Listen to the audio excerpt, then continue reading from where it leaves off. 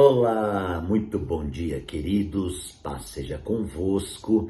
Graças ao Senhor, mais um dia com vocês aqui no canal Reino em Pauta. Glória a Deus, queridos. Mais um dia, mais uma semana. E eu quero agradecer muito a sua vida, meu amigo, minha amiga, meu irmão, minha irmã, pela comunhão aqui no canal.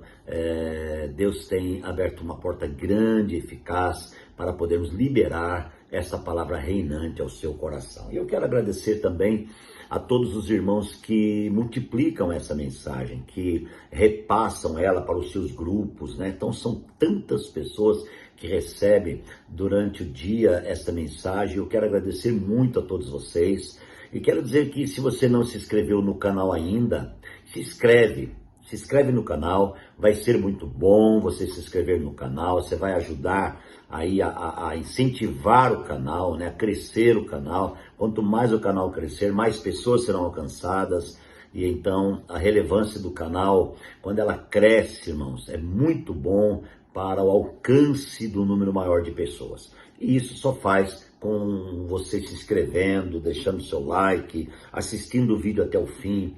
Por isso eu faço vídeos curtos, nossos vídeos são de o máximo 12 minutos, que é exatamente um tempo para você ouvir uma palavra, tomando um café, quem sabe indo para o trabalho, ou voltando do trabalho, enfim, né? Ou até quem sabe, às vezes almoçando, tá certo? Queridos, muito bem, nós vamos continuar falando aqui essa série, que foi tremenda, essas 7 mensagens que nós liberamos aí, e hoje eu vou falar a 8ª mensagem. Vou continuar no livro de Efésios, só que eu vou usar o capítulo 4. O capítulo 4 de Efésios, para mim, é um capítulo excepcional. Na minha Bíblia está todo riscado, porque são tantas vezes que o Senhor fala comigo sobre esse capítulo, né? E eu quero, então, continuar falando sobre a realidade da nova vida em Cristo. Gente, a nova vida em Cristo, já ficou claro na primeira parte da série que a nova vida em Cristo está relacionada com o governo de Cristo em nosso interior. A nova vida em Cristo não está relacionada apenas a eu colocar uma placa dizendo sou cristão a partir de agora, sou crente, agora eu vou na igreja A, B, C ou D. Não, muito mais do que isso. A nova vida em Cristo está relacionada, irmãos, com ser igreja, não o ter igreja, né? Então Deus está trabalhando com o ser, não o ter. O ser é mais importante do que o ter. O ter gera uma aparência, né? O ser gera vida, certo? Você está me entendendo? Então, amados, essa nova vida, a realidade dessa nova vida em Cristo está relacionada com o ser, está relacionada com quem você é em Deus.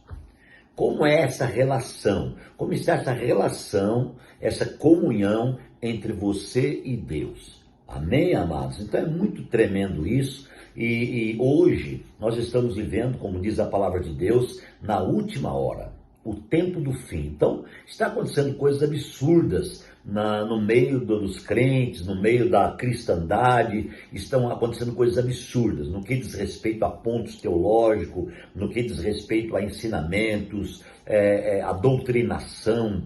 Infelizmente, a doutrinação, irmãos, tem levado centenas e centenas de pessoas a viverem aprisionados por uma doutrinação humana. Nós já falamos algumas vezes aqui que a doutrina é uma verdade, porém ela não tem realidade. A doutrina humana é uma verdade, mas não tem realidade. Como é que você entende isso, pastor? Não adianta, irmãos, eu conhecer uma verdade e não ter realidade. Então, quando se fala em realidade, se fala em vivenciamento, né? Quando se fala em verdade, você pode conhecer uma verdade, tá? Mas uma coisa é conhecer uma verdade, outra coisa é vivenciar aquilo no seu interior. Então, tudo que é aparente, precisamos tomar muito cuidado. Tudo que vem de fora, tudo que está do lado de fora. Então, é importante você atentar com diligência nesse momento para essa continuação desse tema maravilhoso. E o capítulo 4 de Efésios, Paulo aqui tem uma palavra poderosa, quando ele fala aqui com o tema, a unidade do corpo de Cristo.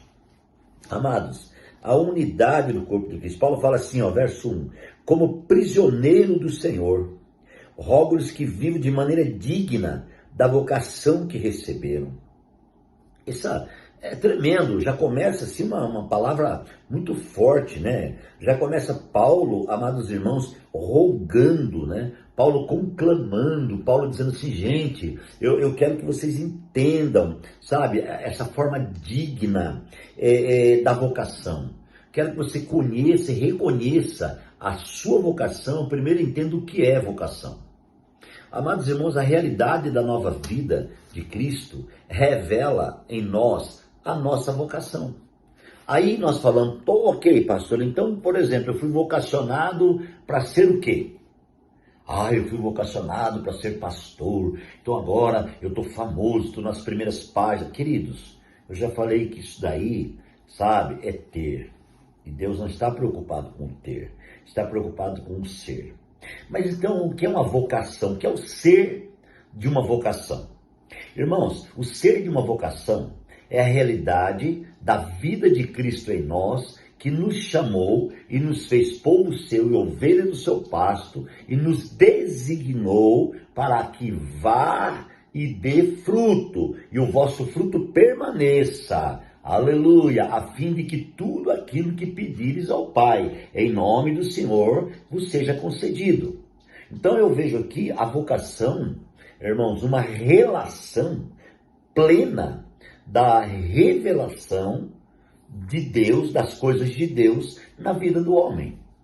A vocação é um chamado para entender, compreender a revelação plena das coisas de Deus. Isto é simplesmente muito forte, né? Então Paulo fala assim, como prisioneiro do Senhor, eu rogo-lhes que vivam de maneira digna da vocação que receberam.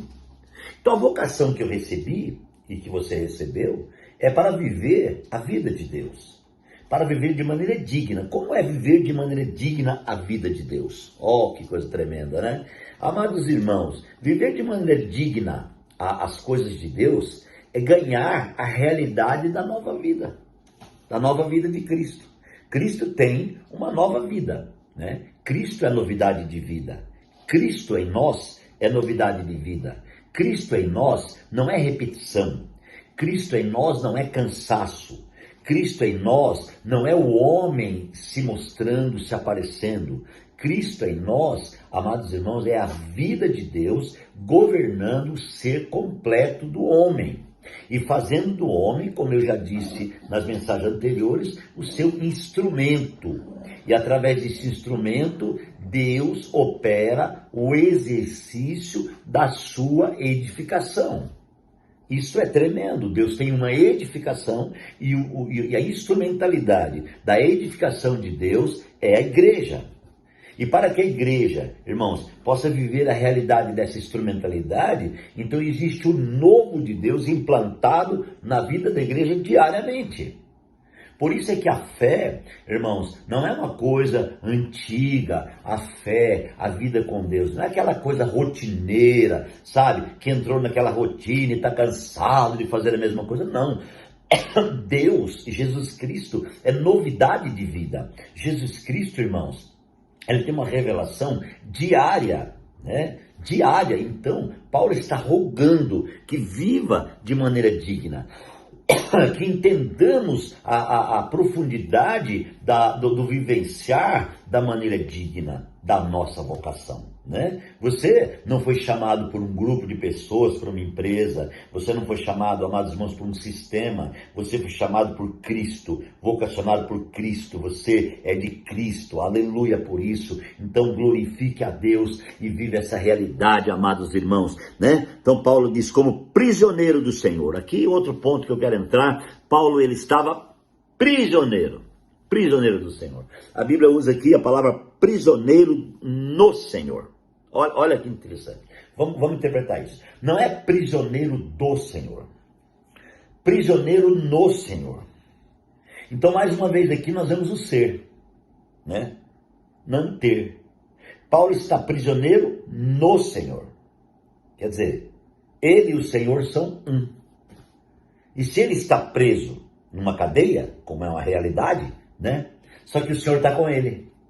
O preso na cadeia com o Senhor é muito mais livre do que aquele que está preso no seu interior, fora da cadeia. Vocês conseguem entender isso? Existem pessoas que estão presos fora da cadeia e vivem uma vida pior aqui fora do que dentro da cadeia. Muitos estão tirando a sua própria vida, se matando, se degladiando, se arrebentando, né? Então não adianta ter, é preciso ser. Então Paulo diz, eu como prisioneiro no Senhor. Quando ele fala no Senhor, eu posso também remeter aqui mais uma revelação. Eu como prisioneiro no Senhor. Então existiu aqui uma comunhão plena entre Paulo e Cristo. E agora nós vemos aqui uma ordem vinda expressa de Cristo no espírito de Paulo, e agora Paulo então transmite uma palavra revelada do Senhor, certo? Ele está no Senhor e ele transmite uma palavra revelada do Senhor. Então ele fala pelo Senhor. E pelo Senhor, Paulo está falando, rogo que vocês vivam de maneira digna da vossa vocação.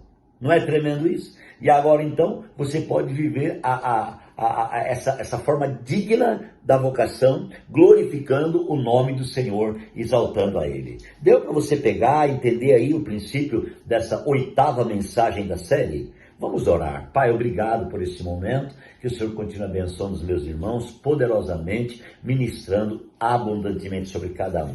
Pai, é a nossa oração, em nome de Jesus. Amém. Que Deus abençoe você, um grande abraço e até amanhã.